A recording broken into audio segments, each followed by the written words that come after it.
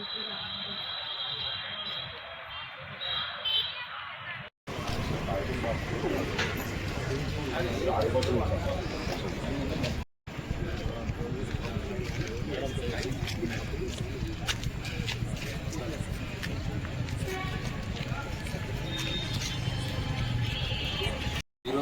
కుప్పం టౌన్లో జరిగిన సంఘటన గురించి అందరికీ చెప్పాలనే ఉద్దేశంతో ఈ మీడియా సమావేశం పెట్టడం జరిగింది.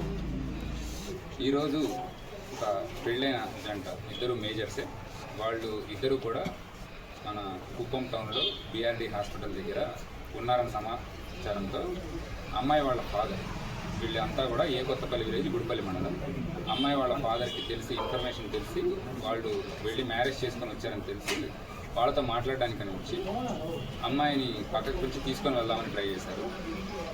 ఈ జరిగే టైంలో అమ్మాయి రానని చెప్పడంతో ఇమీడియట్గా తను ముందరగానే తెచ్చుకున్న ఒక కత్తితో దాడి చేసి అమ్మాయిని, అబ్బాయిని మరియు ఆ అబ్బాయికి సంబంధించిన మరొక ఇద్దరు బంధువులను కూడా అటాక్ చేసి దారుణాతి దారుణంగా కత్తితో పొడవడం జరిగింది.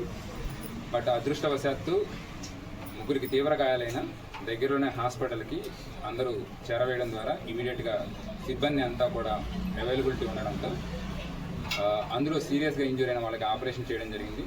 అండ్ వెంటనే ICUలో వాళ్ళని ఉంచి ఇమీడియట్గా వాళ్ళకి కావాల్సిన అత్యవసర చికిత్స అందించడం జరిగింది. దీనివలన అందరూ కూడా ప్రజెంట్ అవుట్ ఆఫ్ డేంజర్లో ఉన్నారు.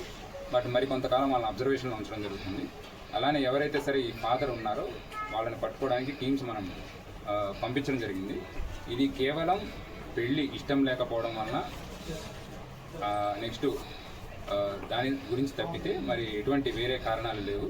సడన్గా పిలిచి అమ్మాయిని రమ్మంటే రాలేదు, వేరే వాళ్ళతో మ్యారేజ్ చేద్దామనే ఉద్దేశం ఇంతకుముందు తెలిసింది, అంతే తప్పితే వేరే ఉద్దేశం ఏం లేదు. బోత్ ఫ్యామిలీస్ కూడా ఇంతకుముందు బాగా కలిసిమెలిసి ఉండేవాళ్ళు.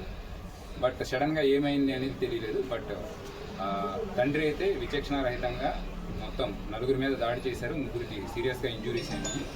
అందరూ కూడా ప్రజెంట్ అవుట్ ఆఫ్ డేంజర్లో ఉన్నారు.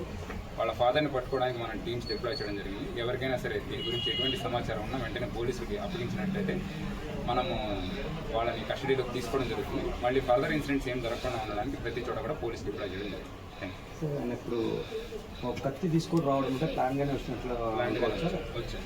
ఒక విషం బాటిల్ మరియు అంటే ఒక పాయిజన్ బాటిల్, అలానే ఒక కత్తి కూడా తీసుకొని రావడం జరిగింది. సో ప్లాన్డ్గానే వచ్చాయి. ఇంకా వేరేది ఏం లేదు. అందుకే ఆ క్లారిటీ.